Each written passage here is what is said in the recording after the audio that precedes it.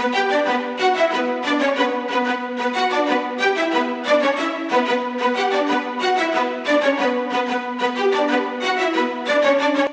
to the episode of For the Culture Podcast, soccer podcast for us, by us, talking about the intersection of black culture and soccer. Got your boy here, Grego here. Got Miss Yankee Doodle Offbeat over here. Sales from Shea Butter FC. What's good? Ooh. I mean, it's winter, so wow. All right. I mean, I'm good otherwise. I mean, you're dressed for the occasion. Like, you got the away U.S. shirt on. Like, it's a big week for World Cup Qualifiers. She's like, yeah, you're in the spirit. This is a never. The player never wore it, so it's a collector's item at this point. And down below us is a mark in the gold. Chelsea, what's good with you? Yeah, man, it's been a minute since I've been on. Lots happened, lots transpired, as always. So it's too much soccer. I mean, like, you know what? Like, this is actually like the first weekend where I probably say I've watched a good deal of soccer, like since the new year. So, like, and yeah, there was a good bit going on. Yeah, I know I'm not in USA gear. Like, I thought I'd be, the revolutionary and wear Argentina and all that good stuff. But so we got a special guest that's going to bring all the Americana that you can stand this week. But I did want to just give a quick thoughts and prayers out to the people out in Cameroon, because of course right now they're having the AFCON, but and they just had their first round of the 16 match on Monday, but outside the stadium out in, where they were playing, they actually had at least 8 people die in a stadium crush, and yeah, like we haven't really heard of these type of instances in a good while. So, if you got family out there, because we appeal to all shades of black in the diaspora. So just give a quick love and thoughts to the people out there. Of course, we're going to cover AFCON as well this week during this episode. But yes, joining us this episode, former guest on the show, one of the OGs in the black soccer game. He's not 40, Yogi. I promise you that. My good man was the American Outlaws, the mayor of DC, the real mayor of DC. I don't mind. What's good with you, bro? Hey, appreciate the intro. Appreciate you guys having me back. And yes, I am not yet 40. I tell you, some days I wake up and I feel 50, but luckily I don't look it yet. Listen, especially it's winter right now. It's cold weather. Ooh, I'll be wanting to claim my age, but my body be claiming it for me. Like, yo, sit your ass down. Don't get out of bed just yet. Nope. Stay under those covers for just a minute, a little bit longer. But you're already actually up in Columbus. Of course. God. For those of y'all that don't know, Donald's from Michigan, so this cold weather that everybody's talking about, it's just a breeze for him. Just a breeze. What cold weather? It's a gentle breeze coming through Ohio. Nothing. Hey, the game day is supposed to be a balmy 30 something degrees. So I might even wear my jacket. I might just go hoodies now. Okay. And then they talk about next week in Minnesota. It's gonna be just a low of 13. Not even below zero. They were like, but it's not going to snow, so it's fine. I will say tomorrow here, the high is supposed to be 13, and I'm going to tell you from a Michigan person, that's cold. You officially can call it cold. That's jacket weather. But 36, that's easy. Yeah. Man. Yeah, I don't know if I know they had this idea when they scheduled these matches for Columbus and St. Paul, hey, we want to take advantage of this cold weather. Then they realize, oh shit, it's actually going to be cold. No.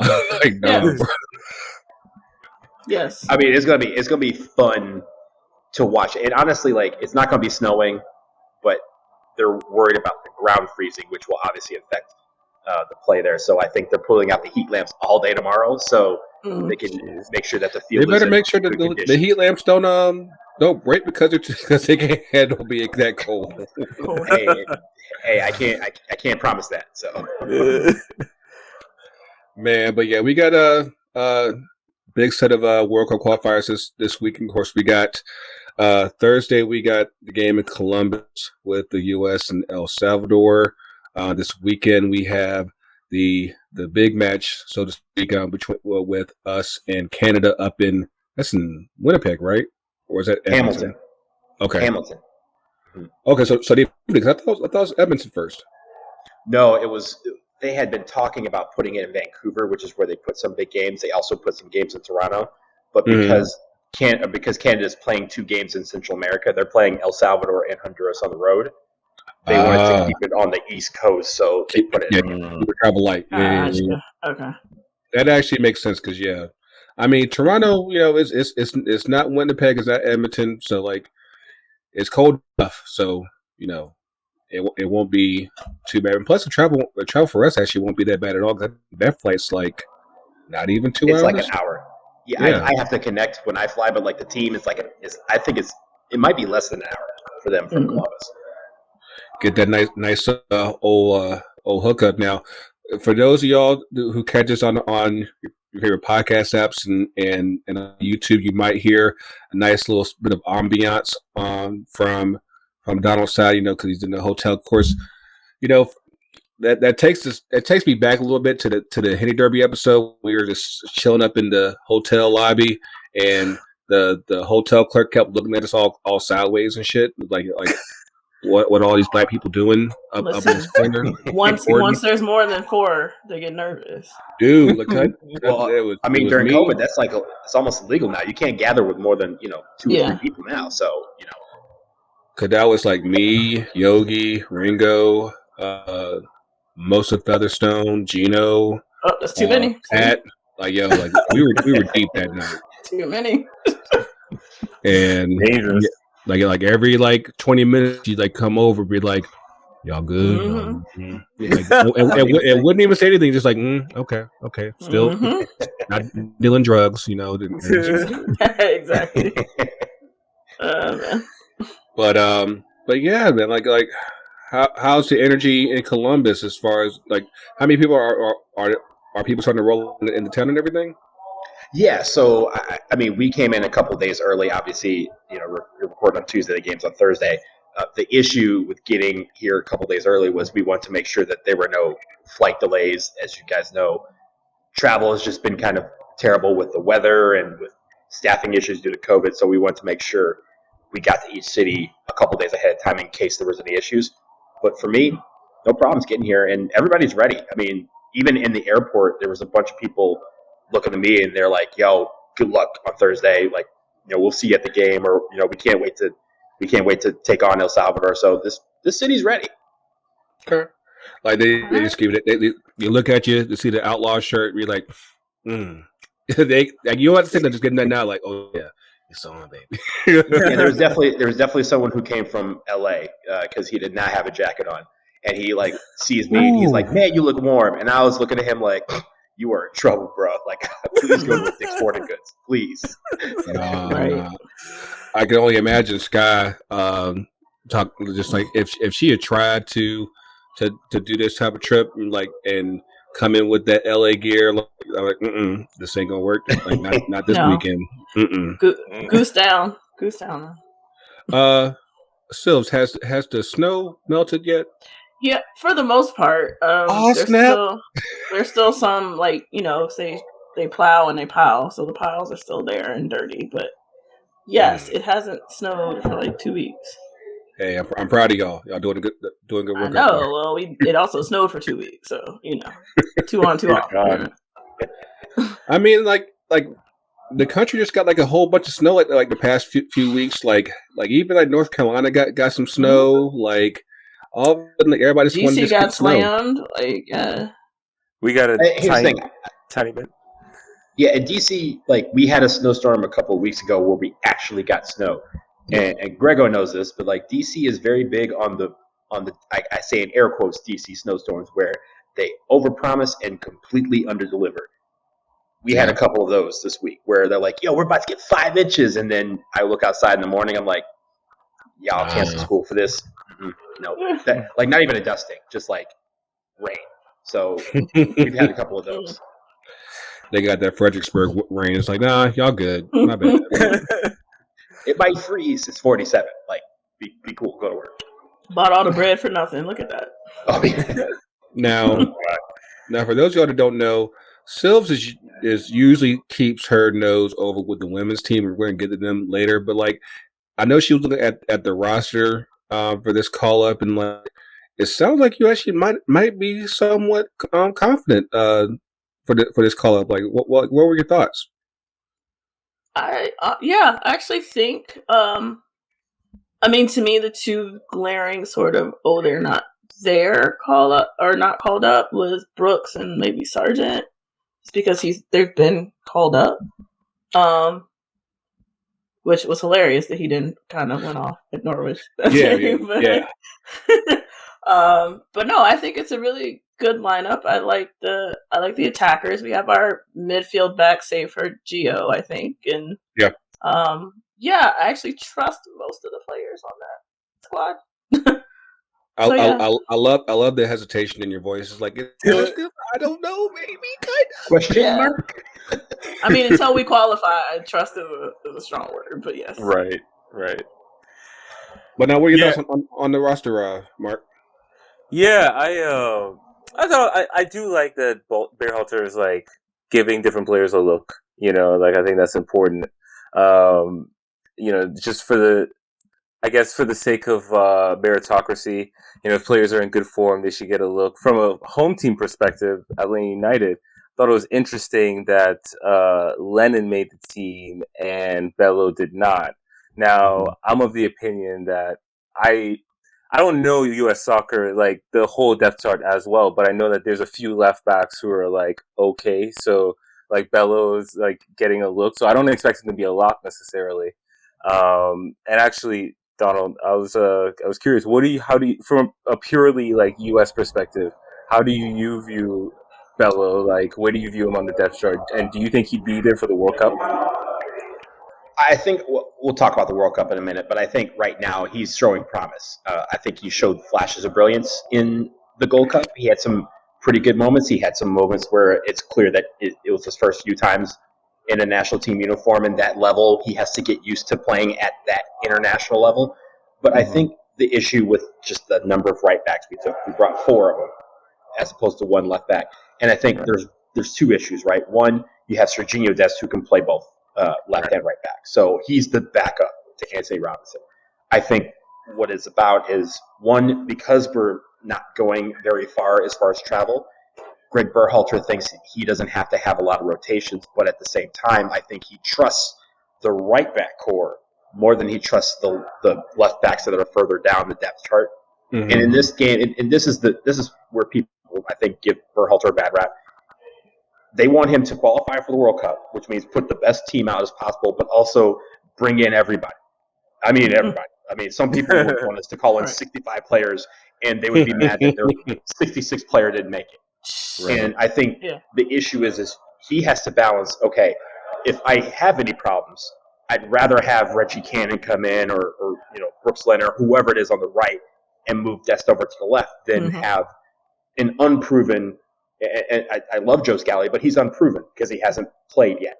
And some people say, well, he has to play. And I'm like, at this point, this is the final exam. You can't experiment. Yeah. We're taking tests here. We're taking exams here. When you study for your midterms, you may try something out, see if the teacher likes it. Final exam, you're just trying to pass, and you're doing whatever you need to do to pass. And right now, you don't test experiments. You don't experiment at Thanksgiving. You don't experiment on the final exam. That's what Amen. There you go. So you know what I mean. So that's where I see it is like, yes, could he like? And I think about the same thing with George Bello. Could he be on the team going to Qatar for qualify? Sure, absolutely. He has plenty of time to get to that point. But right now, it is not to say that he's not good. Berhalter's saying, hey, I trust these guys over here more than I trust him over here. And I just, for 3 games, I want to go with the guys that I trust. And that could change if there's another coach. If another coach comes in, George Bello could be the starter. But right now, he just needs to get that experience. And right now, we don't have the opportunities to give him that experience because we're in final exams. Right. Yeah. The next two windows, the best of the best. If they're healthy and available, that's who you call. There's just no wiggle room around it. Like everybody else, like are we still doing the Gold Cup this year, or is that like everything's all thrown off? In 2023. Everything's all thrown off with the schedule. So like, Nations League will start up this summer again. So okay, defending champs is my tournament. So that'll be an opportunity where George Bello can get some competitive experience, but also on a level where they can say, hey, yes, we can bring in some guys and experiment and say, how does this work? Do you view that, like, the summer tournament, do you sort of view that as sort of the last window where we bring in people? Because at some point there's got to be, we're trying to finalize it versus looking to see who we have. Yeah, well, so Nations League is going to be, like, over the course of, like, 3 windows. And you have to treat May and June. The window there is like 3 weeks long, so it's going to be 2 windows. But for us, we only have to worry about 2 because September will also be a window. And in those 6 dip match days, we only have to play 4 competitive games. So 2 of those can be friendlies. I think those friendlies will be opportunities to kind of showcase yourself, bring in some new guys. The couple Nations League games that we're like, hey, we're playing, a really, really, mediocre team. Right. Yeah, bring in some of those guys. But I think September will be where you kind of start to see who is Berhalter thinking about in that camp. Because I think at that point he's going to say, these are my 27 guys, and I'm going to narrow it down to 23. Because he really doesn't go more than that. Especially considering that, like, with the way that the World Cup is set up this year, with it starting in November, and right after Thanksgiving, right? And you're basically right there before, like, in the middle of the European season. Like, are they even going to be able to, like, do like the warm up friendlies like that, or is, like, I think that kind of changes the whole dynamic up quite a bit. This is the interesting thing: is that yes, you're right. Normally they would have that opportunity, but this year they won't because there's no window in October or November for the men. There are for the women, but there aren't for the men. So the men who get called into that camp for the World Cup will get released 1 week before the start of the World Cup, which usually in previous years, because the season's over, we can call in guys a month ahead of time. Right. Have them train as a team and kind of have a group of 40 and the women do this too, right? Have a group of like 30 or 40 and narrow it down to the 23 that are going to go. We won't have that chance. So Berhalter's going to have to make this decision in November, and it's going to be based on guys. Well, I mean, he'll make those final decisions in November. Yeah. Based on, again, you could bring in someone and that guy's going to be injured, or that guy, knock on wood, he has COVID, and then he can't go. So those are things that he has to balance. And I think a lot of people aren't appreciating the hardness of that task, right? Like, Vlatko had a huge responsibility in bringing in players for the Olympics. He'll do the same thing for the World Cup. Those are really, because everyone is going to argue about number 24. Everyone's going to think their 24 should be number 1. Okay, unless the 24 person is Crystal Dunn, then you probably should have made a difference. If the 24 person is Crystal Dunn, then we need you made a wrong decision. We need to start over. Start back over. Write that down. Number 1 is. I definitely think that makes especially that September window all the more interesting, because that's pretty much going to be it as far as like whoever you have locked in, you definitely want to get them in, so that way we kind of get an idea as far as like who how they gel well together going into the World Cup. And then you also like whoever is like on the fringe, like that's probably like their last audition. Like, hey, after this pretty much a done deal. There will be an interesting note for that, is that just like we had this month, where MLS was in the off season, so he was able to bring in a camp and kind of have guys compete for those roster spots for this window. He's going to be able to have that in October, and it's going to be a smaller window for them because it's going to be guys who aren't in the playoffs. So basically, what will happen is, as guys not get knocked out of the playoffs, they're probably going to be like, "Yo, coach, I'm free. I'm right here, man. I'm right here. What's up?" And so there's going to be guys who are going to want to be in that camp because they know the more time they have in front of the coaching staff, the more times they have to make that last impression. Where when he writes this 23 names down, he looks at this guy and goes, "I got to keep him on this list." That's what they're trying to do. Absolutely. Let's take a quick look at the full roster here. So, now I believe Stephens is out, correct? Like he has some back issues. He has back tightness. He has not made it to Columbus yet. They have not ruled him out of these games, but we are assuming at this point that he is not going to be good to go on Thursday since he's not here in Columbus yet. Gotcha. So that probably means we got Matt Turner, Sean Johnson, and the wonder kid Gabby Slonina out of Chicago. Cause that's 17, right? Like he's 17. Yeah. There's a lot of buzz around him. Like we mentioned earlier, there's like 4 right backs on the back line: Reggie Cannon, DeAndre Yedlin, Brooks Lennon. Of course, I think McKenzie can still play right back, but I actually, you brought up something earlier that I wanted to get on. The absence of John Brooks. It seems like there's some drama right between him and Berhalter. Because I would feel like we said earlier, like this time when you want to call your absolute best guys, but it seems like right now things aren't looking too good. Right now for Brooks, what's up there?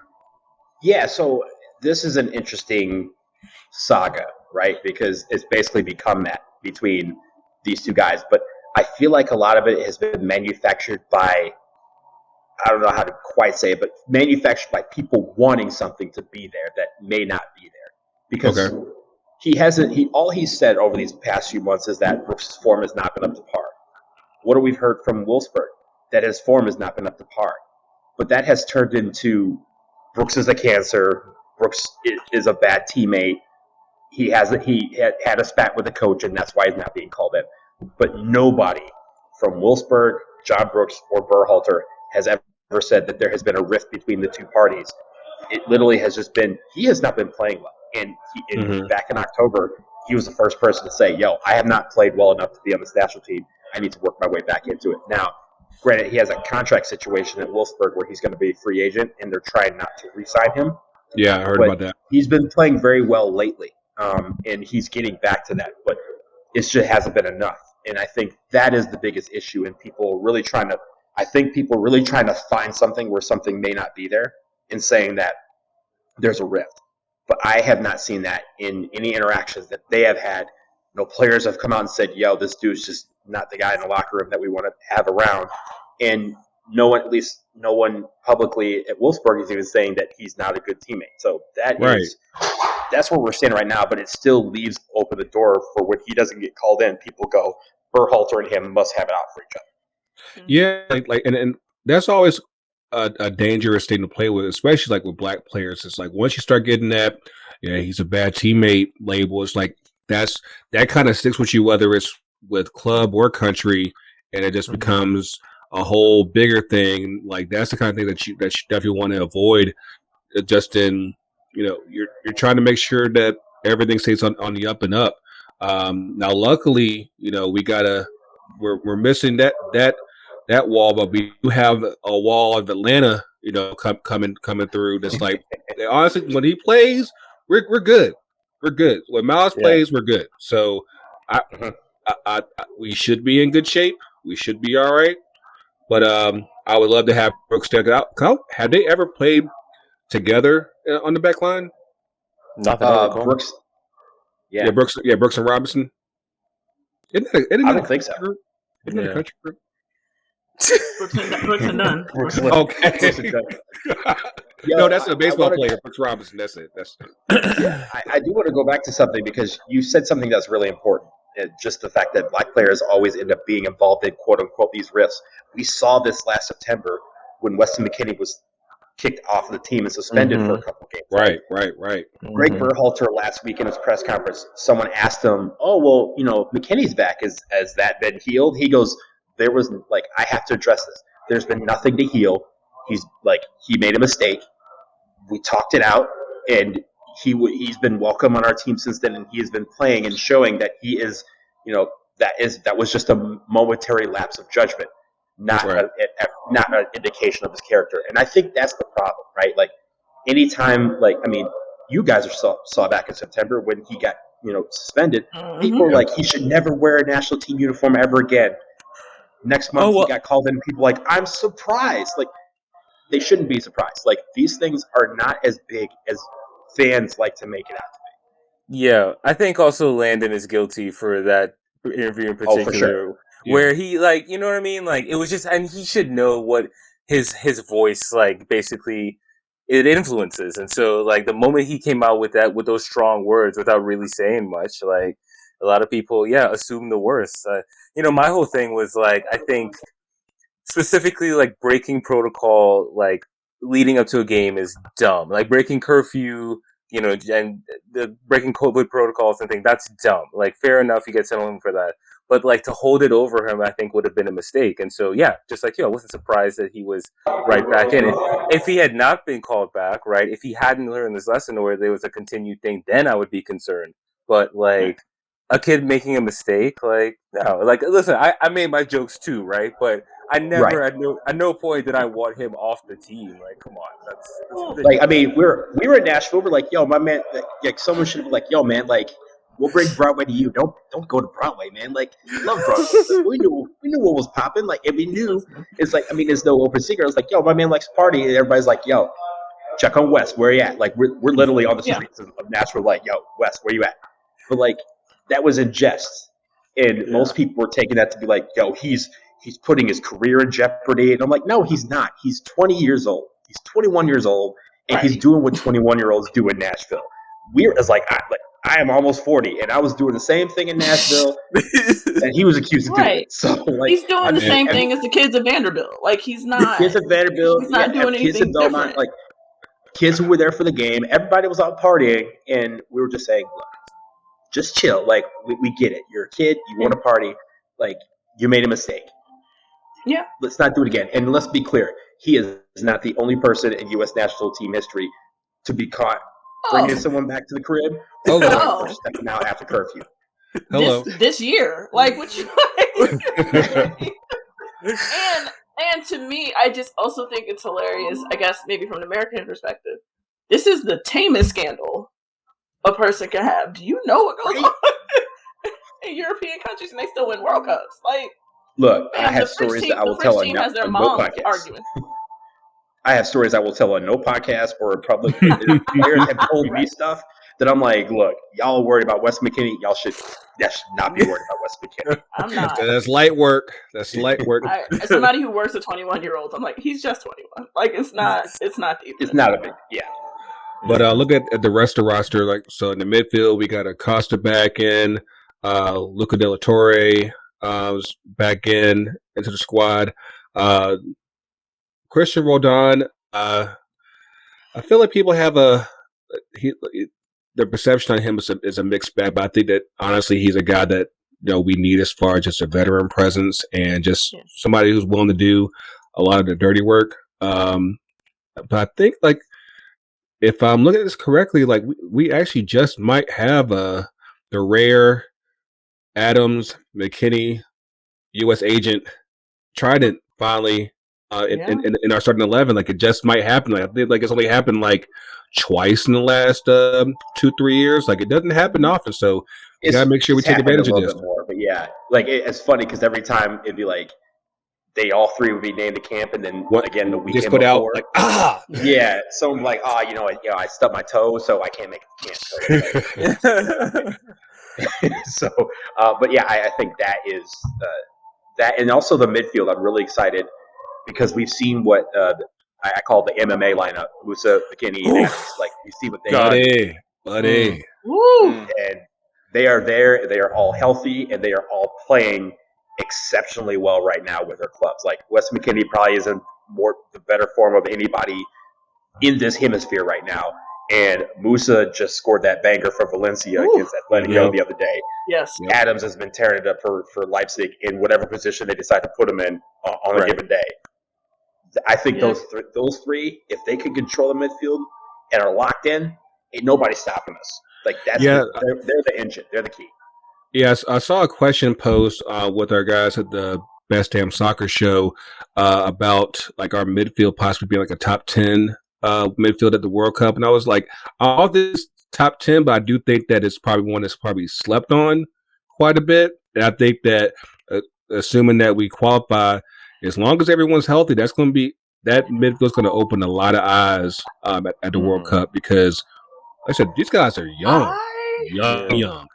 I push back. I think by November they could be.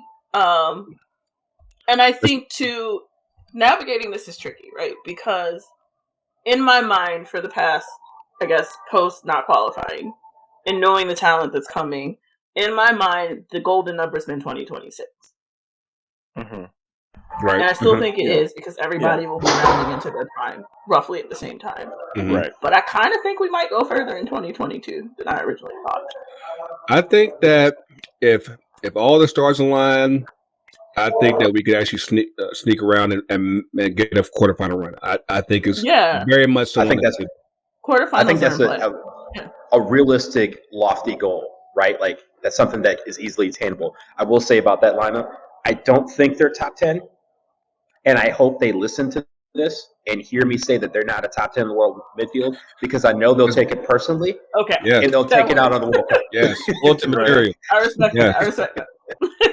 And but I will say this: the only reason why I would hesitate against like a quarterfinal run is, of course, what we're about to go into with the forwards.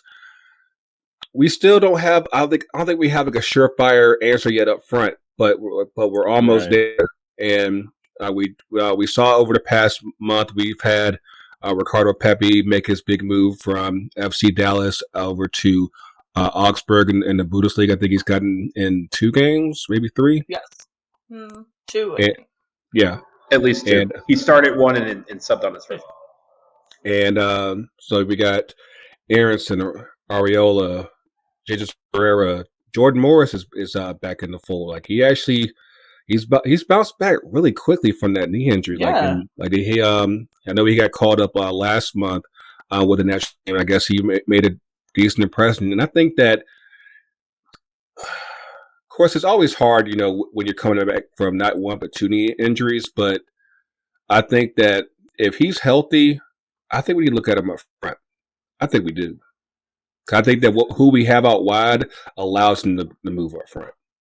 And honestly, like, I don't think there's a reason. Like, I don't think there's anybody you rule out from the forwards, right? Like, I'm not to come across too harshly, but of the position groups, like, I think the forwards don't excite me as much as the others, but there's still like good young players and potential. I mean, like, obviously Pulisic on his day, we know what he can do, and then like Pepe, seems like he's going to be good, and then like I like Weah. I think Zardes. I like Weah. Yeah, I think Zardes does a job. I understand why he gets called up, and so, but I wouldn't rule out anybody. So yeah, I would definitely. I think Morris at least deserves a look in at the striker position because that mobility, especially with like those runs in behind, or maybe you do like a 2-striker setup with him and a more poacher type of striker or something like that. I mean, I think that Beerhalter, he should experiment, and that's one thing I do give him credit for is that he will at least try different things. Since we do have 2 Chelsea people on the podcast, because Tuchel seems to have this thing about playing Pulisic up as a false 9. I'm not understanding this at all, but hopefully y'all can help me out with this. But like, I do think that actually might play well in trying out a 2-striker setup. Can I be very, very funny with you? Do it. I kind of like him as a wingback. Ooh. I like him in the Chelsea scheme as a wingback. I don't think Tuchel does it enough, but he's dropped him back a few times, and I'm like, oh, he gets to be on the ball. That actually works for them. Now that is a specific scheme, so I don't necessarily think we can pull that off for the national team. But I think if you can get him on the ball sooner, it's always helpful. False 9.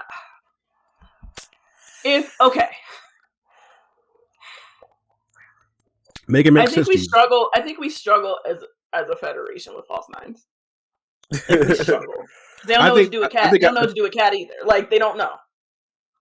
I think technically we're not advanced yet for that life. Right. We're getting there, but it's just not yet. And we don't have the personnel.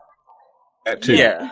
Like very few clubs or countries, like teams in general, have really successfully pulled it off. You know, very few individual players really, I think, make the role like get the most out of it. So, Pulisic in the false nine, you know, I think that Tuchel was just trying something in that moment. Yeah. I don't know if that's something that's like for the long term.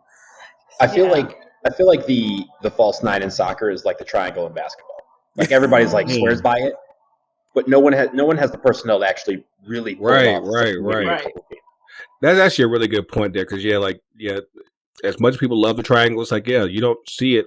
Only person I ever did it was Phil Jackson and Tex Winter. That's really it. Yeah, right.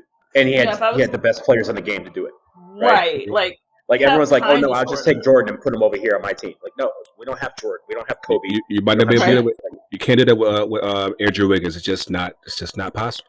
No, exactly. Like yes, I think it's a matter of personnel, and I think there's other places on the pitch he can play. He's fine. Like I like him out wide if we're gonna, do that. Because I think he's more able to create out there. And I mean, he's gonna start. Like I don't see a world where he's not on the squad. So yeah, I think. Do we think we'll have a 9? Like, do we think we'll have a true 9? World Cup. By the World Cup, like one that we trust. Ooh, that's a big ask. Because have we ever really trusted a 9?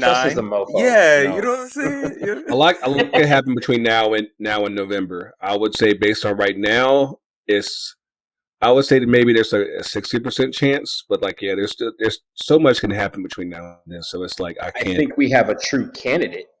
And I think Ricardo Pepi can be a 9, but I don't think he plays in that 9 style that I grew up watching, and you guys probably grew up watching.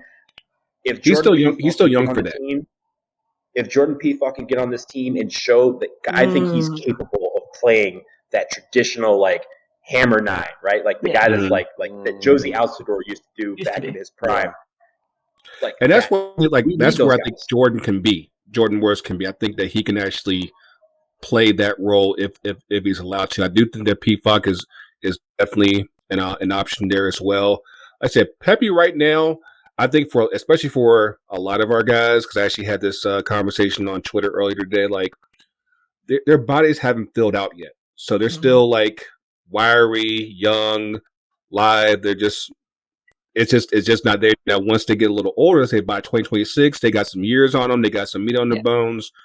They'll be in that position where it's like, I can take that pounding and keep on going. So, I think at the moment, it's just not there yet, but it's coming. They got to grow up, and that's just that just takes time. But of a young team is.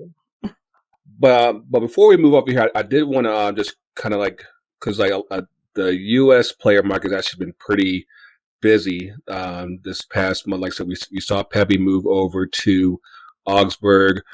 Justin Che, also with the Dallas system, he just moved over to Hoffenheim. We also just saw, it looks like in D.C., we got the kid Paredes about to move over to Wolfsburg. Does that look like it's about a done deal? It sounds like it. I mean, this is all happening at the same time as Paul Arriola's deal is being finalized in Dallas. Oh, we're going to touch on that. We're going to talk about that? Okay. It's going to be a very volatile day in DC land. But yes, it sounds like that is done. It sounds like he's already off to Wolfsburg for his medical. So I'm really proud of him. He's a kid that just has embraced the kid role and just kind of said, hey, I'm just going to play with fire. He's a guy that when you see him play, you're as a DC United fan, you're just man, that kid plays with so much energy and he plays with he's having fun, even when he's even on those bad days, right, when DC is getting just destroyed, he's out there with a smile on his face. We're gonna miss that around those parts. Yeah, that's honestly, this past winter and off season, it's been really exciting just to see, the increased demand in American players. 'Cause, I mean, like it's only gone up. I know Leeds has been talking about. They've actually made bids for Brendan Aronson. They got rejected by RB Salzburg, and I think they're actually talking about bumping up to like I think £20 million for Aronson. I'm like, especially with Bielsa still being there. I'm like, I love that move if it gets done. Yeah, because we still have makes a lot of sense at least. Yeah, and like we still have like you know how Bielsa likes. Yeah, exactly. Like we still got like a few days left in the transfer window. Like the transfer window ends on the 31st. So, hopefully we'll keep an eye on that. I know. And then also, I think kind of surprise of the weekend that is out hearing that Arsenal is looking at Matt Turner, and I didn't see that coming. But I mean, he had a great season. He had a great season. Of course, my thing is just always to be a backup. No, so my thing is this, right? For the player, for Turner, it's an incredible move. It's one that he deserves. He is burst onto the limelight. Again, he's probably going to start on Thursday. He led the team in shutouts last year. Like, he has earned this move for him, the player. It does not make sense for him from a standpoint of, is he going to be playing and staying sharp? Because, again, he's competing for that number one spot. He's not just competing to be on the team. He's trying to be the number one. Right. And our two top candidates are going to be backups at big clubs in England. Yeah. And I don't know how that fits into the equation. So that would be the interesting thing, is whether he says, yes, that's cool, like, take the money and run, or go to the bigger situation and maybe get loaned out or something. Or if he says, I'm in a World Cup year, which some of these guys are saying, like Paul Areola, they're saying, I want to play every day because I don't want them to leave me off this team because I'm not. So I wonder if that keeps him in New England for at least like another year or 6 months or whatever, or 18 months. Or if he says, I'm not going to get this opportunity again, let me go over here and then figure out how to keep myself relevant. So two things. One, and I asked this when he resigned through 2024, 2025. You think Stefan signs that contract with the thought that he's going to be the starter in the next couple of years? That's a great question. I don't know what was going through his head when he signed that long deal. Okay. I'll be honest. I was shocked. Like, that one shocked me. But he's probably getting paid. Oh, I mean, it's Manchester City. Like, yeah. I would definitely say, like, at least on that regard, I think that they definitely see value in him. I'm not sure they see enough value in him to where it's not like Emerson's going to be leaving anytime soon for City. So it's like, like, are you just having that for a safety blanket or what? Because I think that, especially going into not so much this season, but next season, like those first few months going into the World Cup, it's like, I think that Stefan's going to want to be in a position where he's getting those games in and he's at least sharp going into the tournament. Because like it's pretty much you're going to be splitting hairs at that point. It's like who's absolutely sharp right now, especially with the European players. They're right there, just getting to the groove of the European season when they leave. So it's like, you want to make sure when you get the cutter, you're hitting the ground running. So I think for both of them, like what happens this summer is going to be pretty big for either one of them. Even if Turner leaves now, it's not really even so much what happens the rest of this European season. This, like I said, those August, September, October, if you're out there, you need to be playing. There's just no way around it. And he can go to Arsenal now. And then, like you said, see what happens for 6 months. And then this summer go, look, I'm trying to get to this World Cup. I'm trying to play every day. Send me out on loan for 6 months to a year so I can showcase myself. And also I'm getting development off of your books. So when I come back, I'm a better player.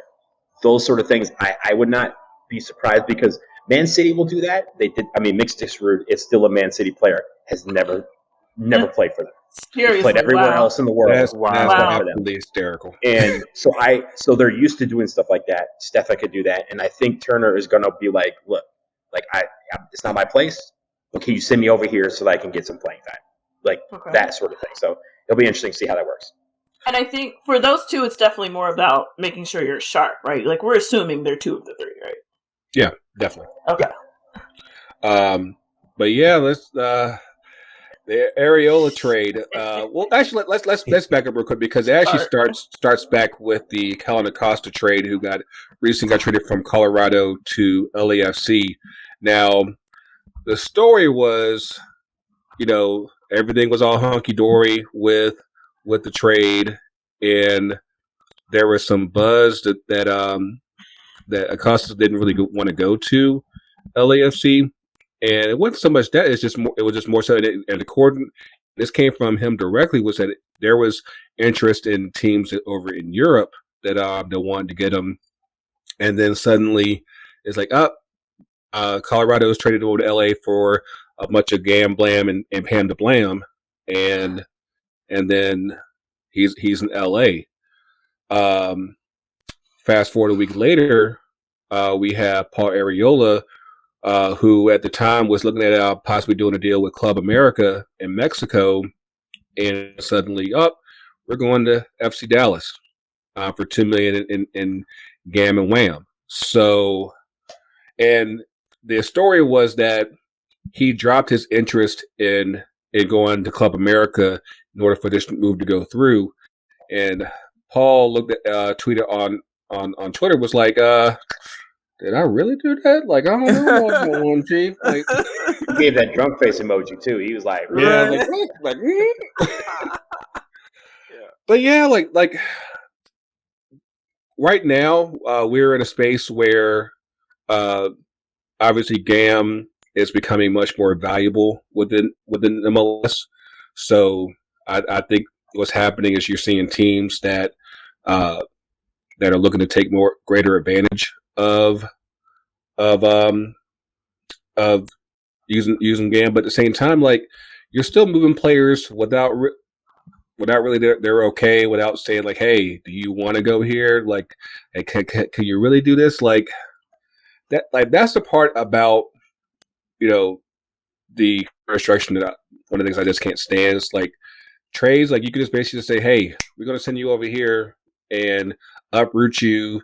You might have a girlfriend, two extra jobs, but yeah, we're going to go ahead and trade you. Like, what's like, that's the part that just bugs me to no end. I talked about that on Twitter last week when the Costa trade happened. It's like it's more the same with the Areola trade. Well, and like what happened right here in Atlanta. Like Anton Walks coming out and saying he was, he was like, hey, I thought we were talking about a long-term deal. I was talking about settling here in Atlanta, and then I find out I'm going to Charlotte. Now, luckily, that's not too big a trip and adjustment in theory, but still, it's about the respect, And then, like, I do wonder, like, does Miles even have a say in whether or not he wants to go? I mean, like, I could see why he would want to stay. I could see why he would want to go. But for Eels to come out and say, well, we're not taking offers on the backdrop of everything else that's happened, it's like, yeah. And it's not. This isn't the first offseason that we've had players. Use social media, dispute things that have been reported. Like, it's a culture thing within U.S. soccer, because we see it in the NWSL too. All the time. So in the middle of a season, like, yeah. I'll say it's sports. I'll say it's all sports, right? Like, yeah, we've seen players in recent years decide to use their social media platforms to take back some of the power from the ownerships when it comes to the future, their futures, right? Like, right. So, but at the same time, when the media goes to the team and the team says, hey, we're doing A, B, and C, for decades, we've just said, okay, well, team went lottery, that's what's up. That's what's happening. And now these players are saying, hey, there's more than just what they're saying, or that's just complete BS, right? Like, they're doing – I'm like that they're coming out and saying this, because for us as fans, we're getting the full story of saying, hey, maybe Paul didn't want to leave DC. Maybe Acosta really did want to go abroad, and they're trying to block him by sending him to LAFC. Mm-hmm. Maybe Anton Walks really, like, had just bought a house and just – maybe if he had kids, we're putting him in school, and now he's saying, yo, I didn't want to uproot my kids, to move to Charlotte or whatever it is, right? Guys are coming out and saying, like, hey, you're just trading us around like we're commodities. We are human beings that have lives, and there may be reasons we want to do this over that. But when it comes to the teams, a lot of times the team says, hey, this guy didn't want to be here anymore, and people go, oh, well, we don't want him anyway. He's gone. When the player's like, no, I really wanted to stay, but these guys wanted me to leave. I like that they're speaking out. Yeah, definitely. I think that, that's one of the things that, so we especially in this country, we've gotten so used to the idea of trades, and that's one of the things about transfers as how they're done globally. Like, no matter what happens, in most cases, I probably say nearly all of them is still in agreement with the club you're leaving, the club you're going to, and the player.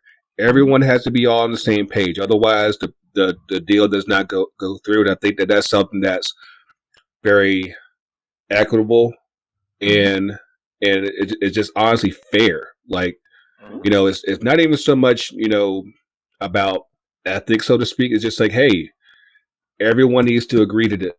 Otherwise, this deal isn't happening. And we've seen cases in the past where a player has, even though it's in his best interest to leave and in the club's best interest to leave, if the club that wants him, if it doesn't work, it's like, nah, I'm just gonna stay. I'm gonna make y'all broke for another 6 months, and y'all just have to eat that charge. And it's like, that's just how it is. And I hope that we get to a point where we have that same equity here in this country. I know, like, we haven't really talked about it yet. The new third division in MLS, their setup, it kind of mirrors what's done overseas. We'll get into that in more detail probably next month, especially as we get closer to when the season starts, because that's actually some big stuff that I think that everybody should know about going forward. But before we hit this break, I'd be remiss if we didn't at least ask what we got scores for this week. Of course we'll do U.S. El Salvador first, like we're looking at here. What was the score on the other leg? What do we do against them? It was 0-0. Scoreless draw. That was a 0-0 draw. Okay. I'm gonna go 2-0. 2-0 US. In the cold. Hard grinded. Let's say 3-0. Okay. What we got, Silves? 3-1. Okay. I'm gonna say 2-1 US. I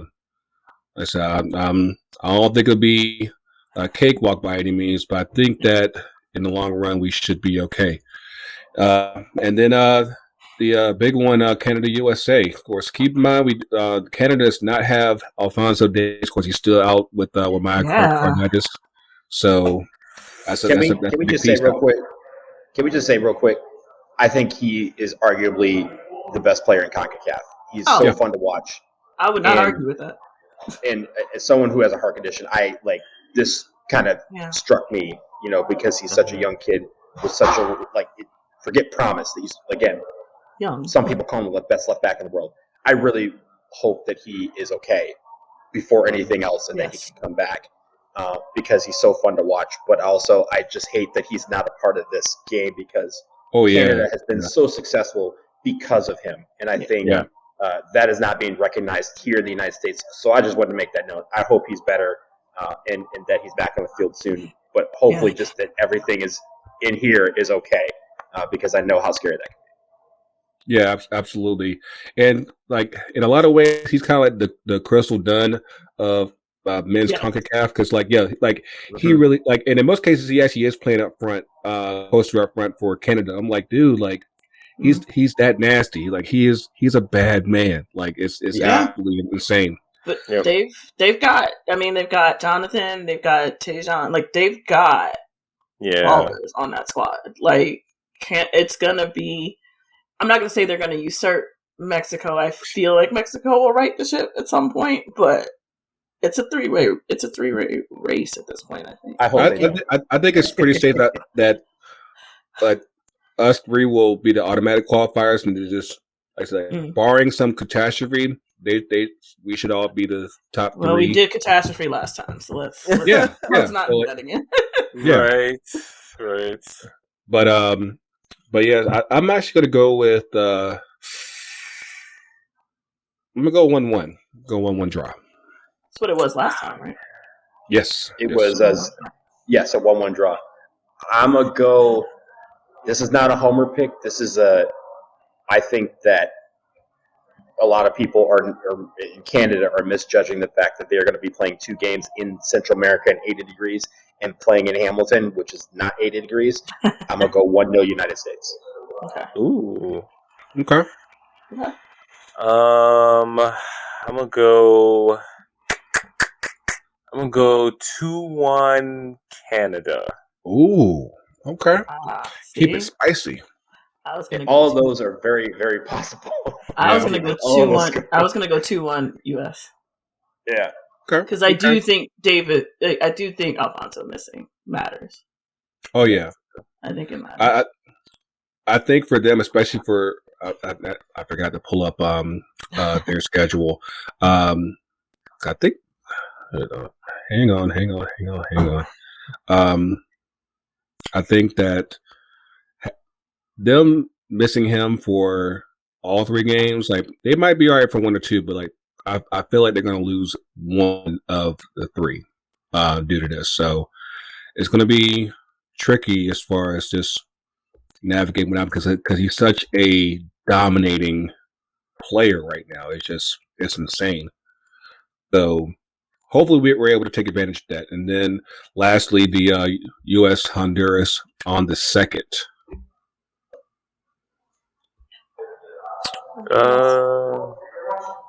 Let's say 2-1 US. I think they'll be a little bit tired, but grind it out. Yeah, I think we'll be due for a refresh that game. Yeah, I think if you rotate well, though, you're probably fine. I will do. I can't believe I'm trusting defense in the 3rd game. 2-0 US. Yeah, I'm gonna do. I'll go 3-1. I mean, Honduras is the weakest team in the octagonal so far, and I don't expect them to come out in the snow again after they've had 2 home games and try to muster anything. I do think they probably get a goal, but it's in consolation. Yeah, I'm gonna go a simple 1-0 win for the U.S. It won't be flashy. It just sometimes you just got to get it done. I think that's how we close out. So like if we come out with at least 6 points, I think that's a pretty good window. Obviously, if we do 9, that's perfect. But I think 6 is doable here. So of course, you got U.S. El Salvador on Thursday, Canada USA on Sunday, and then next Wednesday is U.S. Honduras. So come next week, we'll be able to do a quick recap on those games and more. On the flip side, after break, we're going to hit up AFCON and 2 up and 2 down, and more with our main man Donald Wine. So stick with us. Get a word from 2 Cents. No, we'll be right back.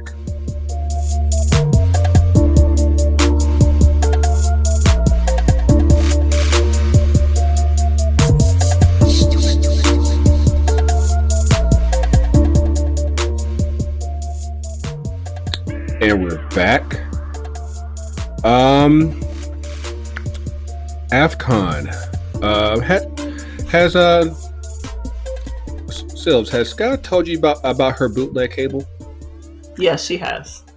Okay, so I know she's been taking full advantage of AFCON, like I have watching this, and I got to tell you, did not expect Nigeria to get knocked out like that.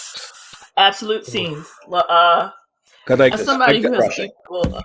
My plan was to wear my Nigeria today. Ooh. Then But then they got knocked out, and I'm like, bruh, like y'all are killing me right now, Smalls. Can't even get the fits off. Some I saw Scam say Arsenal and Nigeria fans. At least y'all got 5 hits. He roots for Nigeria, so I think he was just in the stages of grief at that point. He was in his feelings, man. Well, and it's wild because, of course, I have equal amounts Ghanaian friends than Nigerian friends, and so of course when Ghana goes out, Nigerians were talking. I mean, the levels, like just the levels, and then for them to go out, it's brutal. It was brutal, and they got the red card, and it's just we got knocked out. I was like, this is not because he just got in the game. I was like, he got double yellows like just like that. I was like, no, it was a yellow, then he got turned to a red. I was like, bro, he just got in. I mean, I think the expectation was that Nigeria team would make a deep run, and that they were playing Tunisia. Yeah, a Tunisia team that kind of sort of made, like, I think, were they third place in their group? I believe they were the second or third. They were, they didn't win it. They should have been able to win that game. And even with the man down, they were, they had the chances, but it's soccer, like it's football, like that's football. It's the answer sometimes. So I think if you play that game 5 more times, they win probably 5 of them. So, I mean, it's a big loss for the tournament, right? It's your most populous country. It's the draw, and So we're in the middle of the round of 16. I think we have 2 more games on Wednesday. We now the Burkina Faso Gabon match with the PKs. Yo, that shit was just drama. Just yes. Like, tomorrow's Ivory Coast, Egypt too. Yes. Ooh. 1,000% elephants. Let's go. And I'm rooting for Ivory Coast. Yeah. But I know, like so far, we've had Morocco beat Malawi. That was actually earlier today. Cameroon, Comoros Island.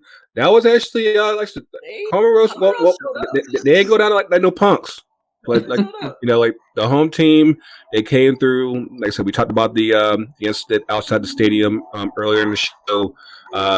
So that kind of puts a damper on things. But if nothing else, the home team is still moving on. I think that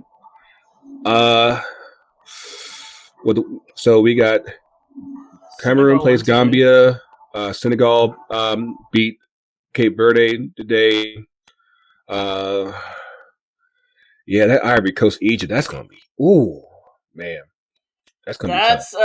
That's one where I'm like, I wish they were playing later. And Mm-hmm. Like, you hate to see it. That's really gotta be if that was prime time, that'd be a must see TV for everybody. Yeah, I mean, and that's but actually no, because it's on BN, so right. So you get commercials. You get it at like 11 o'clock. Like, we'll probably show it on BN Sports. Yeah, go right ahead. I will say whoever does the music on BN Extra during those commercials, like, first of all, it does kind of slap now that we've been listening to it for like a week and a half. Yes. And they should probably put out an album. But again, we were talking about this pre-show. They are so lucky that it has not made you miss a goal. Because if that happened, BN would burn down overnight. That's screamer today. Woo. Malawi. Yes. Bigger the tournament. Yes. But I say that all the time. So, like, old boy from Comoros hit that worldie of a free kick. Yeah.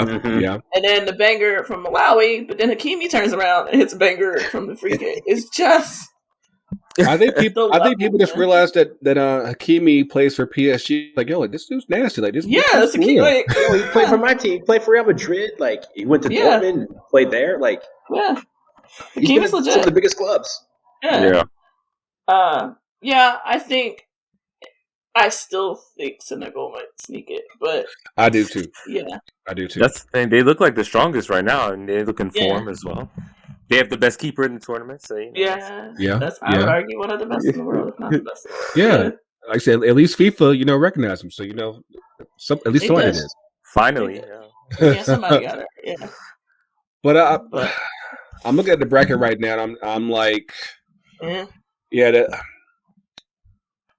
because even if once you get past Ivory Coast, Egypt, like the winner of that game still has to play Morocco. And I'm like, that one's right tough. I'm like, I really don't know. I'm like, I think I'll say this, and of course we'll still be covering this going through the final. But I think as it stands right now, I think the final will be Senegal and the winner of that.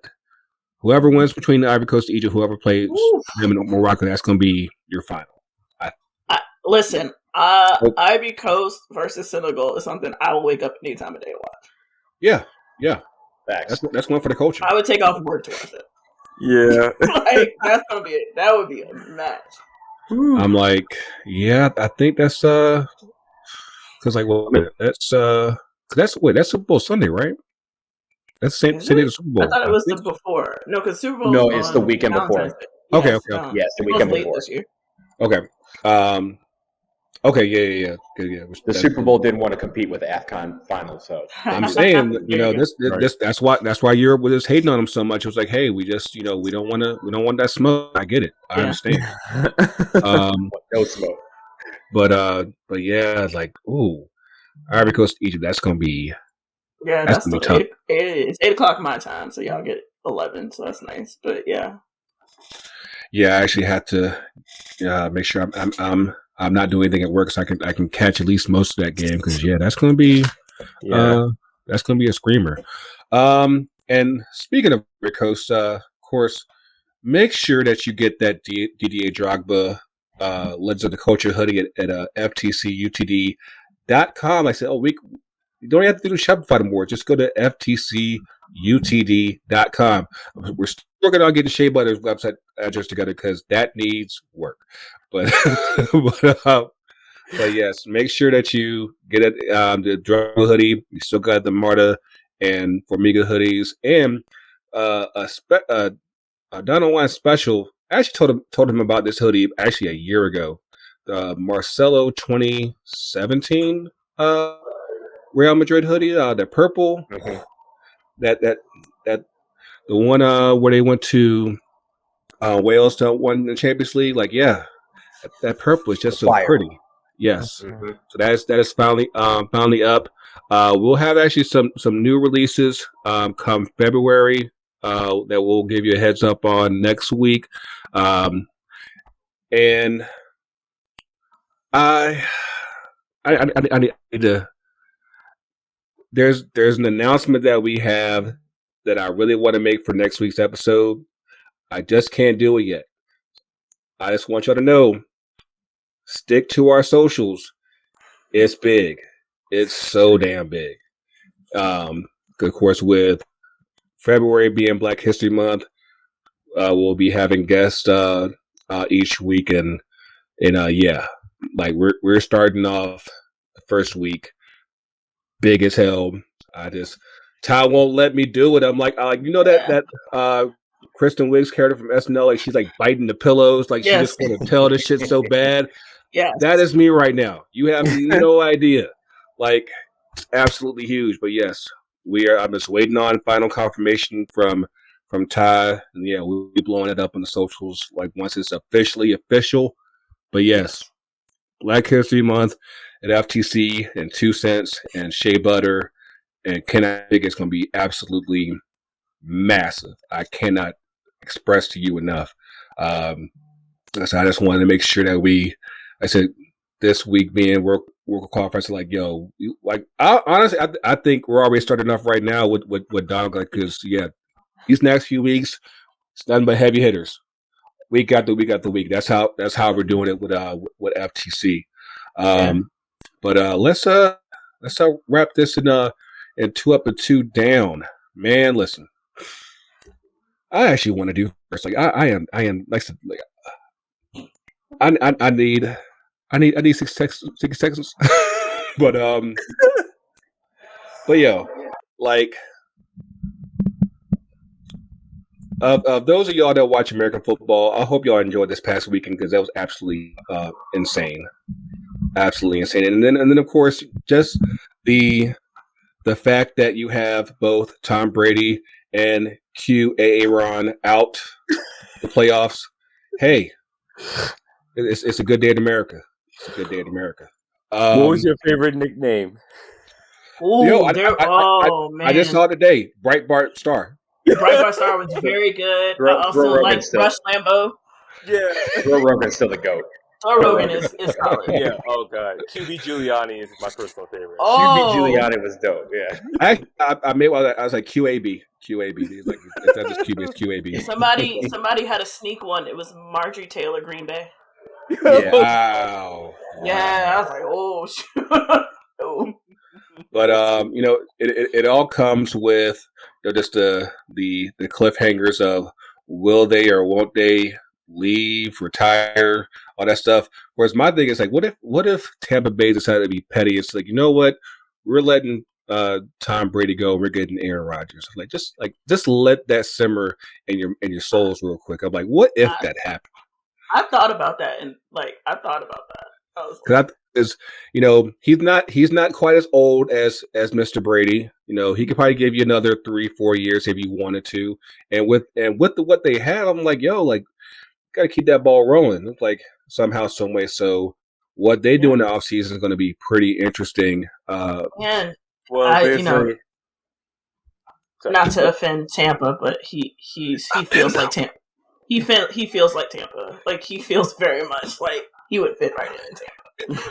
oh God. Okay. He would be on a Gasparilla float today. Right.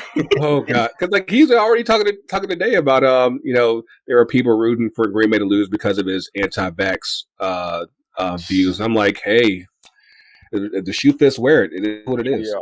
Hey, I'm from Detroit. We were rooting for you long before you became anti-vax.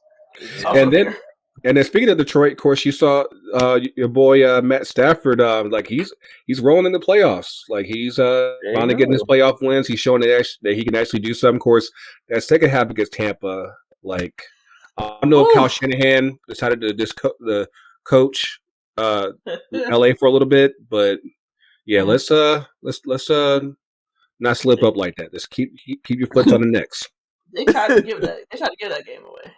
All the way back. But that throw was big, though. I'll give him that. Yes. That dude's on the end of it.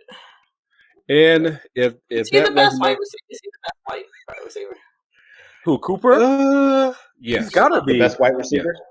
Yeah. Yeah, because Jordy Nelson he hadn't been. What's he up to? Yeah, Nelson's done. Thielen wasn't who we thought he was once Stephon Diggs left. Okay, but to be fair, Kirk Cousins is throwing him. It ain't Cole Beasley. So Cooper Kupp is doing that with Jared. Not to offend the Lions fan, but he was doing that with Jared Goff. Yeah, all true. And hey man, we're used to being terrible. So, and then keeping Ohio, Cincinnati making their first AFC championship in 33 years. Like that's just. Can't call them the Bungles right now, man. Hey. Right. I know they're not used to having nice things, so I just hope that they enjoy this because, this typically does not happen. So, next week they got Kansas City, and that Kansas City Buffalo game was absolutely nuts. I don't watch a ton of NFL, but I didn't watch it for 2 years, but I turned to that game and it was better than what I thought it would be. Oh yeah. That is the best quarterback duel. Every game going up, just progressed in excitement. Everyone. Yeah. And I think the best meme from the weekend was a picture of Mahomes and someone saying don't let anyone ever tell you that 13 seconds isn't long. I was like, yo, I said it jokingly in the group chat. I was like, is 13 seconds too much time? I'm half joking, and damned if he only needed 10. I was yeah. I'm like, you can't, man. That's that talent wise. That's the best dude I've ever seen play that position. Weapons wise, because it helps having a receiver like Tyreek Hill. They can just he has run away from cop speed. That's all the way to put it. Well, and might have had to. I was gonna say. especially in those last 13 seconds, because he had like that like 25-yard run, and I'm like, yo, like that's just not fair. Like like you should not be able to cover that much space in 13 seconds. But granted, they had timeouts, so they actually helped out a whole lot. But yeah, that game was absolutely insane. Buffalo fans, I feel for you because you would think 13 seconds would be enough, and lo and behold, so with any other person, it probably is, but not with that dude, and not with those weapons, and the disrespect of Tyreek Hill to chuck the deuce to the dude who was in front of him. I was like, yo. I was fast once upon a time. I don't know if I could have done that myself. I don't like. That's the speed that can't be taught.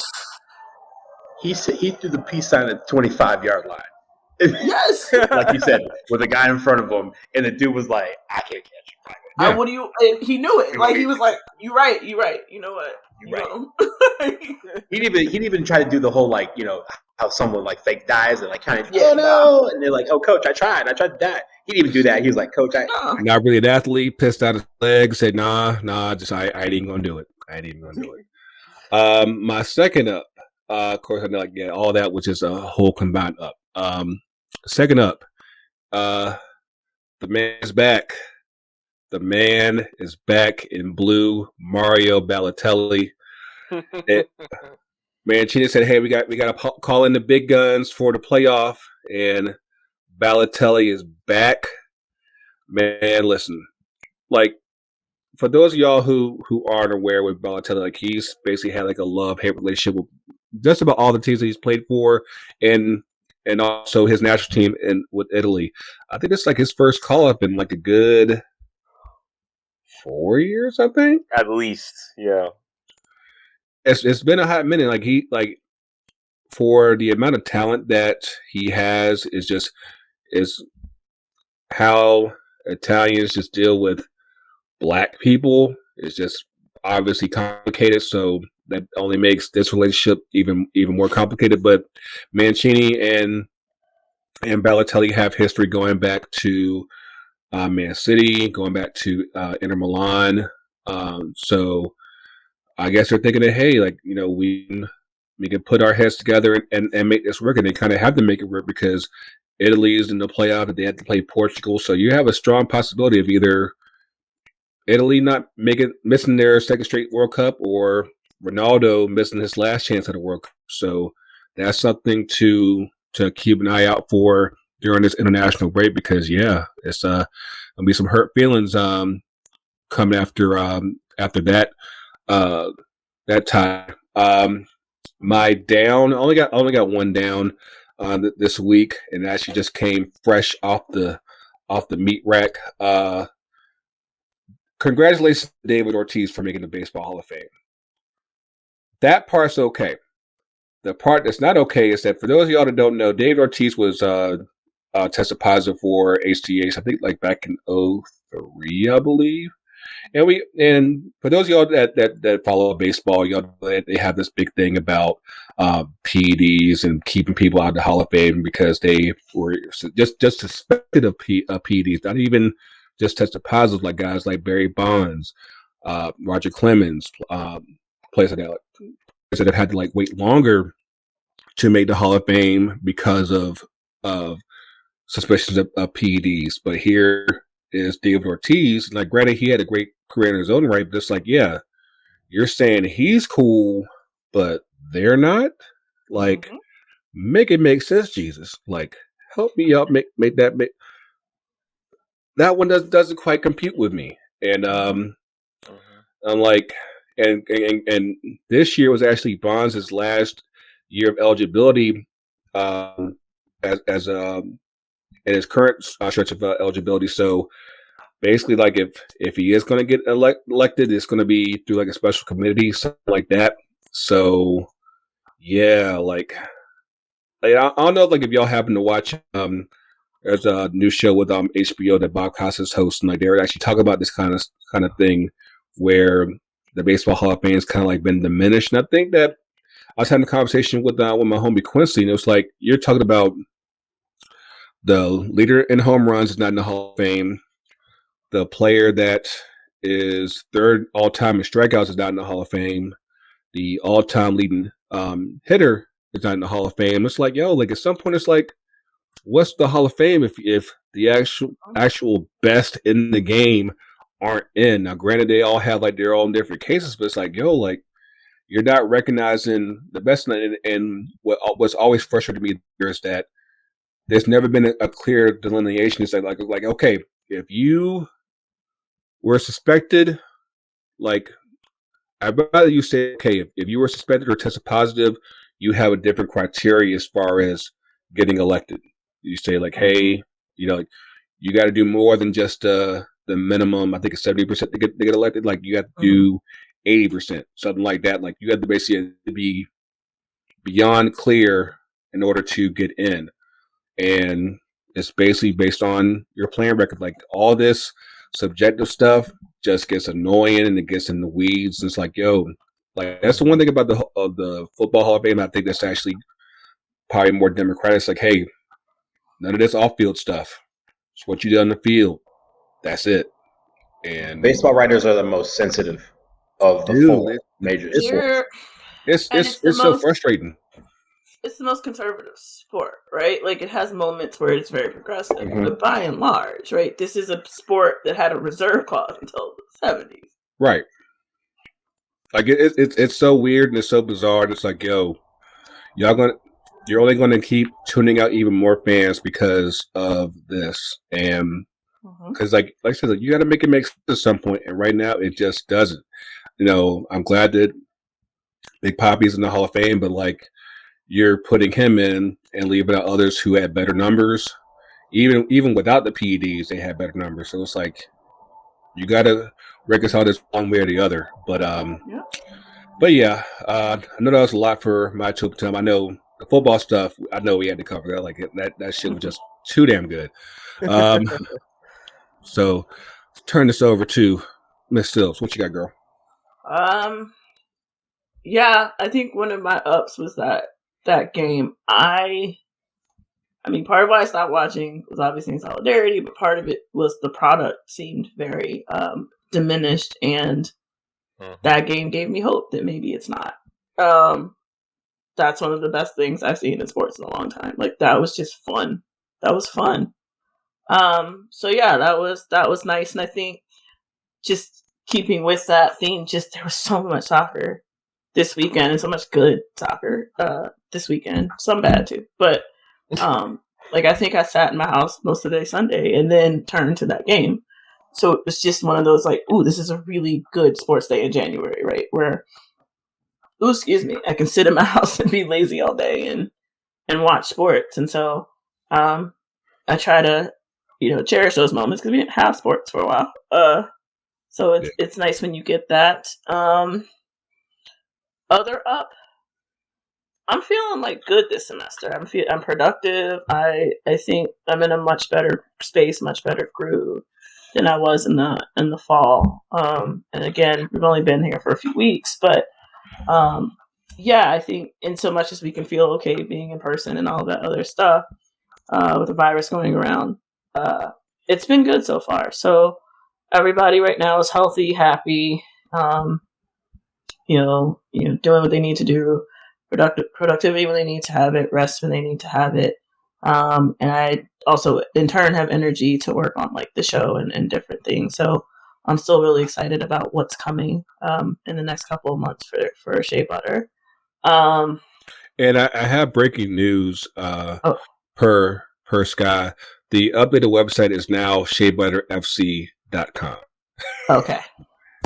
Yes. It is sheabutterfc.com. I think that's what she was trying to text me, so I didn't pay attention. My fault. My fault, homie. So yeah, I think that those are our two ups, I guess, on a slightly different note. Though my Chelsea women have been not the best. The title race is back on, baby. So win something this year, please. Or something else, I guess. We won the FA. But there's that. Downs. So yeah, I think for me, baseball is actually my first love. So everything that goes around the hall, it just feels don't know if icky's the right word, but it's incredibly inconsistent and it feels very gatekeepy. And as somebody who, not anymore, because I love myself, but grew up rooting for the Pirates. You know, I feel a way. Barry Bonds in my lifetime is the best hitter I've ever seen. So, and he was a Hall of Famer before, you know, the alleged PED use. So I don't think anybody's head grows that way naturally after a certain age. So, I mean, that's a fair assumption. I mean, my head's pretty big, but yeah. Like, we saw an unnatural progression with him. So yeah. But he always had the skill, and I agree. I think it's just an inconsistency, and I think trying to keep some kind of standard or gatekeep some kind of thing when there's a decent amount of those players who are in the Hall of Fame who never had to play against black players. There's a decent amount of those players who cheated anyway. And I said on Twitter earlier, keeping Barry Bonds out of a Hall of Fame because you think he used, or I guess the cream in the clear, though he didn't use it in the season, because you suspect he used something, whereas begrudgingly you have Ty Cobb, who was a virulent racist and went into the stands and almost killed somebody, and just for him, it played dirty, like just for a myriad, or it never had to play again against black players, though he wouldn't have anyway. Like there's not levels, you know. It just makes me uncomfortable, right? Like I think there needs to be a re-examination of how we do that, because I do think it brings into questionability of a Hall of Fame, and I don't want that. So yeah, I'm just like, I'm a bit confused by that, and I war with that because again, it's the sport I love first, and so I'll always care, but it's also part of why I struggle to be invested in it as much as I used to be. So I hope at some point they get that right. And I think he should be in the Hall of Fame. I just do. But congratulations to David Ortiz as well. I think he deserves to be there as well. And then my other down, just quickly, we mentioned this on our own show, but I mean, check on your loved ones. But I just want to continue to send prayers out to the King and Alexander families for the loss of Ian Alexander Jr. This past weekend. That was just, I read that and like caught my breath caught in my throat. Like that was just unexpected and jarring, and my heart hurt for Regina. And so I hope, like I said, she has a village around her. Absolutely. As she tries to get through this, because that's an unknowable pain. It really is. So, especially with that being her only son, her only child. And how close they were. Yeah, and they were so close, and he was young. He's 26 years old. The older you get, like when you see people die at that age, you're just like, that's just wild, and just how it computes is absolutely insane. But yeah, 11 like to the King and Alexander family. Mr. Wine, I want to give you an up real quick because we actually had an update from last week's show that obviously affects the champs up in your neck of the woods. Give it to them. Oh yeah, well that was actually going to be the up that I started with. Yeah. Michelle Kang is now majority, at least managing partner of the Washington Spirit, your 2021 NWSL champion. So I'm really happy. I'm really happy for that. It's not over. Like everyone's, kind of like this is over. It's not quite over, but we are seeing the finish line, and she is in the race. She is in the lead, and she has the only baton. So this is good news. That's a really good way to explain it. Yeah. Like ain't nobody else. I mean, someone could be running with her, but they ain't got no baton. They're not in the race. So that is a really, really good thing. It hopefully puts to bed a lot of issues that we've had around the women's soccer culture here in Washington, D.C., and hopefully they can now start to work towards making the champs better, right? Like, and just making that culture around that team better, where fans are now excited about reinvesting in the team. Hopefully they get the situation with the practice facility in DC United. I know that was tied into this a little bit, so hopefully they get that straightened out so that they can have the world-class facilities that they deserve. So I'm really happy for Michelle Kang, and really just happy for the players and the supporters groups, Rose Room Collective, Spirit Squadron. 202 Unique. Like they deserve this, and they deserve to have some good news on this front. So that is my first up. My second up, we've talked about it, AFCON. Absolutely just banger after banger after banger after banger. Vibes are real. Just this tournament is incredible. And if you have not experienced it, you should, because it is one of the best tournaments on the planet. And I love watching this every single time it comes around. I hate that it's kind of being thrown into this, little vacuum of COVID and, guys, people in Europe trying to, forbid their players from going. Like, and just not getting the attention that it deserves, because it deserves a lot of attention. And anyone who's been watching has been just enjoying every single match. There's not been one match where you go, that was kind of a dull one. Like, there has been fireworks in every single game. So if you're not watching AFCON, trust me, 11 a.m., 2 p.m. on the East Coast, games are on. Just tune in and watch. It's absolutely bananas. Which leads me to my down. My down is beIN Sports, because beIN Sports has absolutely effed this up. All of it. The fact that, again, we talked about how we have commercials through games, or just they used to call it a water break. They said there's a water break, and the first few days people were confused because they're like, it's wintertime. They don't need a water break. There's no injury. Like, them masking it, going to commercials, not having the game on where it's supposed to be, having people sending people to a channel where it's just a screen saying there's nothing on here. They're just not. What are you doing here? There's no game. They're just not. They're not taking it seriously. And the problem is, for a tournament of this magnitude, people are actually paying money to sign up for stupid services just so they can get your one channel, just so they can watch these games, and you're giving them a reason not to. Right. And I had to deal with this with La Liga. I'm so glad that La Liga moved to ESPN Plus. I want somebody with some cojones. I want somebody with some actual vision to take this tournament for next year and say, we can put this on platforms. We can put this on linear TV.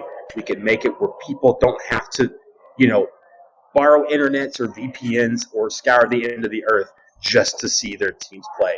It makes sense, because every single tournament, I can watch the Asian Cup. I can watch the Oceania Cup easier than I can watch Africa Cup of Nations. And Africa Cup of Nations, like I said, yes, Euros are great. Copa America, great. Gold Cup, me, I love my Gold Cup. I love my Nations League and CONCACAF. But the vibes are wild on this, and you're ruining it by not letting people get to see it. So that's my main down. Is beIN. They're just wilding right now. Goes my second down. The other people that are wilding, hockey. Just in general.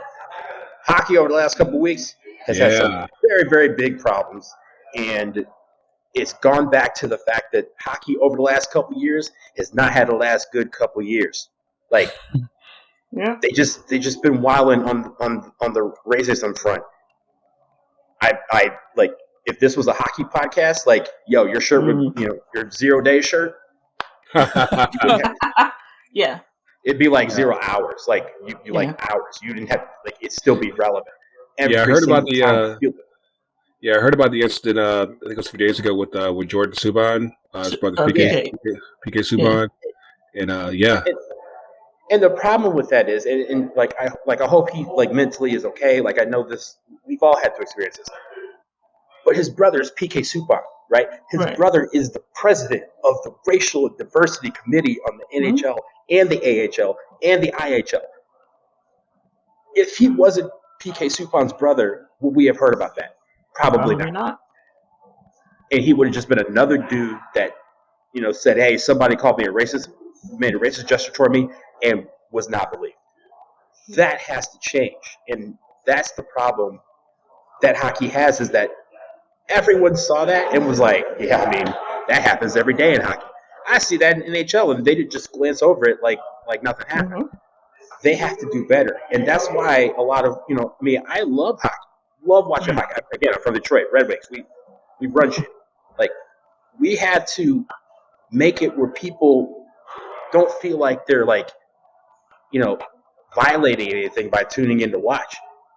Or we also have to make it where you're like, if I'm watching with my kids or something like that, or with my friends' kids, like, I don't want to where I have to explain what just happened on the ice. And every single week, it seems like someone has to explain something that happened on the ice. And hockey can't live with that much longer, because after a while, people are just going to stop watching hockey. They already have. So they're going to have to address this right now, because again, if Jordan Suppan didn't have the last name Suppan, we wouldn't have heard about that, and I think that's the real issue. So those are my 2 episodes. Yeah, and they need to fix it, because they just inked that deal with ESPN. So like, you don't want to lose. You don't want to lose. ESPN will cut you off real quick. Yeah, exactly. Absolutely. Yeah. I mean, Mark, take us home.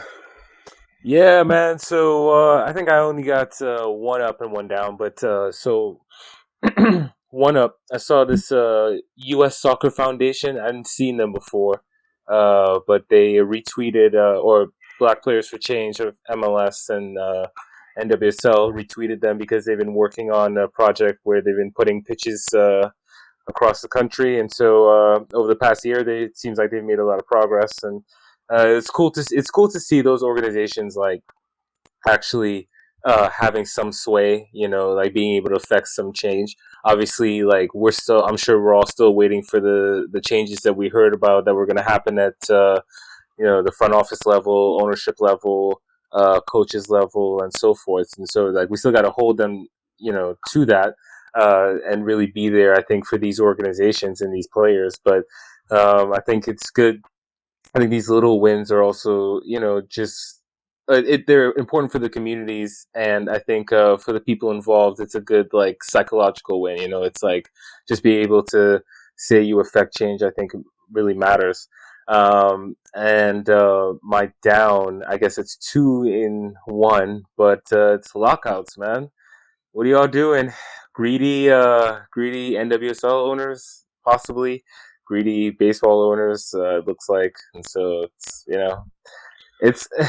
I'll say this much. I think that with the Spirit situation nearing its conclusion, it gives me hope for this year. It's still not 100%, but obviously, if that ruling had gone a different way, yeah. Woo!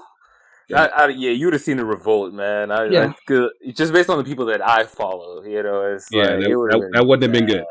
It would have been bad. But it's the thing. It's like I think NWSL is playing a really dangerous game. It's like you're riding a wave of momentum, and like NWSL is obviously the best iteration of a women's soccer league that we've had in this country. It's what 10 years now. Is that correct? Yeah, this is the 10th year coming up. Yeah, like don't f this up now. You know what I mean? Right. Like. You cannot afford to have a lockout now. So I really hope that they treat the players fairly. Right. I don't want them to just come to an agreement that they still hold all the cards. Like the players deserve their cut of it. So stop being greedy. That's it shouldn't be this hard to get owners to do the most humane thing, right? Like, but you would think. You would think, but consider who most of them are, and then it's pulling teeth. That's why we are where we are. I think they'll cut it very close. It might be a few days of a lockout, or just not reporting, I guess is what we're calling it. I think a couple of things matter. I think one, the federation is no longer directly tied to the league, and players can go abroad now. Like, so your top talent can go wherever the hell they want. Yeah. And that they don't have to play in their domestic league. They would like to play in their domestic league. And with that real quick, don't forget about the players who are already overseas, because like we talked about it, like when we had Mariah Lee on the show, we were talking about it. It's like, you're not. It's like, if you just decided, like, hey, I just want to go in Europe on my own with no ties to NWSL, it's like you're basically forgotten about. And I'm like, that has to change too. Yes, so very much so. That, because we have a lot of talent abroad, right? That again, we just forget about, right? Like I think it was Hogue was in the Champions League and like put up a really good fight, and they've got like 3 or 4 American players, one of whom I was like, damn, I think she played for Orlando for like 2.5 seconds or something like that. And now you're also in a situation where the players who are a part of the U.S. union are now able to join the NWSL. And so I also think, okay, now your star power can get behind that, right? Like, you know who, if they're like, I'm not playing, that's going to get headlines. And I don't think the owners want that smoke when there's so many skeletons in the closet. You know, what you got for the up? Oh, my bad. What you sipping on over there, Grego? You right? Hey. I was distracted real quick because I did want to give a quick note. Like, so you're going to be seeing a lot of these stickers up in Columbus this week. You actually might even have one coming your way, Donald. Courtesy of our homie Antonio. I tried to get Antonio on the podcast, but he keeps on being shot. I'm like, bro, like, come. I'm gonna give him crap tomorrow when he comes. But yeah, you'll be seeing that out in the streets. We posted on Twitter earlier. It seemed like the demand was pretty good for this. So like, of what you don't see up in Columbus, we'll definitely have up on FTCUTD.com by the weekend. So just stay tuned for that. Did you have anything, Sky? No. She said no. She said no. Okay. But yes, hopefully you enjoy this international window. Hopefully you keep enjoying the AFCON tournament. I said, like, hopefully wherever you are, hope you don't have to go to the deepest of darkest means to watch it, but wherever you do, make sure you enjoy it. We'll be covering where we can. Because so this is FTC. UTD. Oh, see, my internet was slow. Yeah. Facebook. There's a delay. Yeah. Facebook, Twitter, Instagram, FTC UTD Pod on TikTok. We're actually posting videos there. We're actually doing it. We're trying. What? Yeah, I know, right? I know. We're trying to listen to Nubia. They're like, she over here schooling us with the good stuff. So shout out to Nubia. Boomers on the TikToks. Shut up. Hey now. Oh God. Where can the people find you, Mr. Wine? At BlazinDW on Twitter and Instagram. Also, I obviously will be reigniting my Black History Month series over at starsandstripesfc.com. Yes. So look out for that. We'll also have some interviews. Hopefully, I know I have to talk to y'all about it and get dates figured out, but I want to bring all y'all on over the next month just to talk about everything there is about, just Black soccer and culture, because I think it's very important that people read it. But also, of course, over the next week and a half, catch me in Columbus, where it's cold, in Hamilton, where it's colder, and in St. Paul, Minnesota, where it will probably be the coldest. So I'll be at all the American Outlaws events helping to run those. So find me at the tailgates, find me at the pre-games, find me at the night befores, or just holler at me in the stands. Absolutely. Make sure that you listen to Shea Butter FC this week. It's a very spicy episode. You even catch Sylv singing, so you get it all this week. Ooh, I'm sorry ahead of time. As always, you can catch them on all your major podcast apps. You can catch us, 2 Cents FC, Can I Kick It, Loose Change, the whole fam. We're still waiting on Kaya to get Filter back up and running. Like I said, we cannot wait for that. And then also Soccer She Wrote by our girl Mariah Lee. But again, enjoy your games this week. Enjoy the U.S. This week. Hopefully they don't act a fool this week.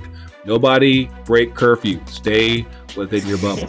But no. See, since it's not cold for me, I'm gonna be out on the streets. Like, there you go. Man, you gotta watch. You gotta watch. Pull out these streets for you. For that blonde patch, but like, hey, it's too cold in these streets. Ain't nothing for you. But for Gregor, for Sills, for Mark, for Coach, for Mayor, for TK, for Sky, who's hiding over here and don't want to speak, for Elle, for Ty, for Chris, for Mariah, for Kai, for the whole team, for Donald, thank you for coming on. The coach is real, coach everywhere. We will see y'all soon in these streets, and we out.